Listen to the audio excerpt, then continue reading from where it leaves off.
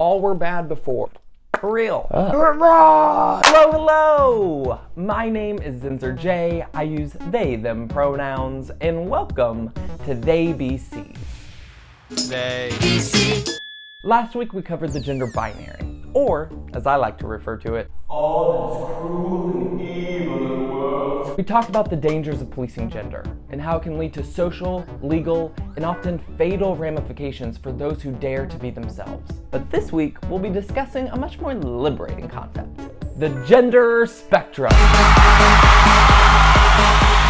The gender spectrum is, you guessed it, a spectrum. As Kate Hildreth puts it, the gender spectrum is an understanding that gender is not binary, but rather a spectrum of biological, mental, and emotional traits that exist along a continuum. Now, I'm a theater kid. You, dramatic? Would have never guessed. So I love using imagery and metaphor as tools when trying to understand something new. I'm also a New York nanny, and when teaching the gender spectrum to my kids, I tried to frame it in a way that they could resonate with. Arts and crafts. With that said, let's say we're coloring. Well, the gender binary only lets you use one of two crayons, pink or blue. And hey, that might be fine with you because blue just so happens to be your favorite color. Awesome, but what if I told you I could pull out? Wait for it. The Ultra, the Omega, the Magnificent, Crayola 64 pounds! Tell me you weren't jealous of the rich kids in 3rd grade. Well, that is the gender spectrum. Yeah, you got Bluetiful and Tickle Me Pink, but you also got Atomic Orange, Screamin' Green, Banana Bonanza, and Fuzzy Wuzzy. What? You've never heard of Fuzzy Wuzzy? Well, it doesn't mean it's not a legitimate crayon, no better or worse than any other. Now that we're starting to understand the gender spectrum, we might notice that someone who's always drawn with blue might want to swap out for pink. And this is called being trans. Some people might also choose purple, because it's a mixture of pink and blue, the two colors that are most common to them, but they just want to blend them together. Well, this is also a form of being trans.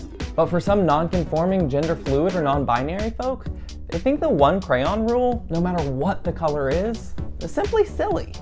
They're ready and eager to use the whole box. Green on a Tuesday, yellow this weekend, maybe fuchsia during the winter months. Heck, others say forget coloring altogether.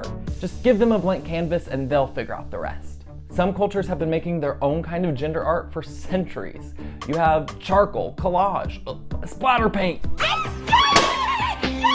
When I came out as non-binary, a dear friend of mine asked, "But why can't you be a feminine guy instead? Or just be a man who wears dresses? Don't you think it's just as important to expand the definition of what it means to be a man?" And I understand her point, I do, but that's just not true for me. That would be like being given every shade of blue in the box.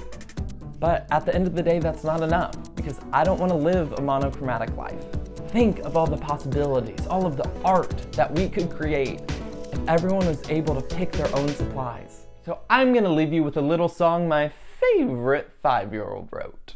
Gender is not blue or pink, purple or gray. Gender can be any crayon or paper mache. We're still workshopping it. Thank you so much for watching. As always, you can shoot me a DM on Instagram or email me at theybcs@gmail.com. Anonymous and judgment free. Keep it LGBT cute, folks.